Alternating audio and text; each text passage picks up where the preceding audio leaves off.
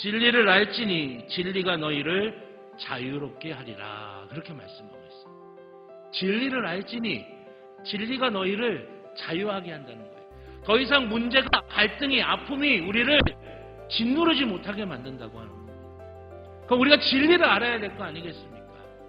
그 진리가 무엇입니까? 우리를 불안에서 벗어나 진정한 자유를 누릴 수 있게 만들 수 있는 그 진리가 무엇입니까? 성경은 그것이 하나님 나라라고 우리에게 말씀하고 있습니다. 예수님을 믿는 우리에게 예수님께서 이 땅에 오셔서 제일 먼저 하신 말씀도 하나님 나라였어요. 여러분, 우리의 복음의 핵심은 어디에 있느냐? 하나님이 다스리시는, 하나님이 주인이 되시는, 하나님의 뜻이 이루어지는 하나님 나라가 우리의 믿음의 최종의 목적지라고 하는 것입니다. 그럼 그 하나님의 나라가 어떻습니까? 여러분, 하나님의 나라는요, 우리가 흔히 죽으면 가는 나라라고 생각을 하고 있습니다. 죽으면 가는 나라. 그러나 성경을 가만히 읽어보면요, 하나님께서 뭐라고 말씀하시냐면 하나님의 나라는 이 땅에서도 누릴 수 있다고 말씀하고 계세요.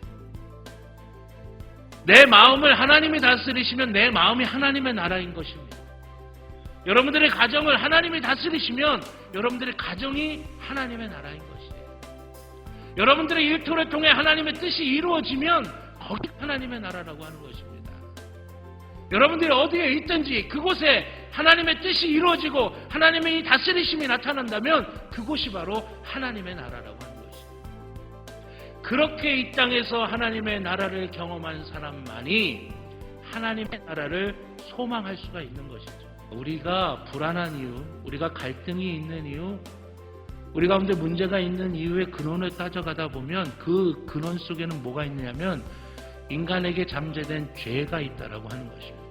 근데 더 심각한 문제는 우리가 우리 스스로 그 죄의 문제를 해결할 수가 없다고 하는 것이에요. 하나님의 나라를 우리가 이 땅에서 경험하려면, 그래서 하나님의 나라를 우리가 정말로 소망하며 하나님 나라 가운데 거하는 삶을 살기를 원한다고 한다면 죄의 문제가 해결되어져야 되는데 그 죄의 문제를 하나님께서 해결해 주신 것, 그것이 바로 의라고 하는 것입니다. 오늘 이 자리에 있는 모든 분들이 그 하나님의 의를 경험할 수 있기를 주님의 이름으로 축원합니다. 그 하나님의 의를 통해서 우리 가운데 오는 것이 뭐냐?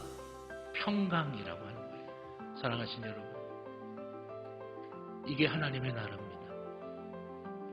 우리는 그 하나님의 나라를 믿는 사람들이고 그 하나님의 나라를 누리는 사람들이고 그 하나님의 나라를 소망하는 사람들인 줄로 믿습니다.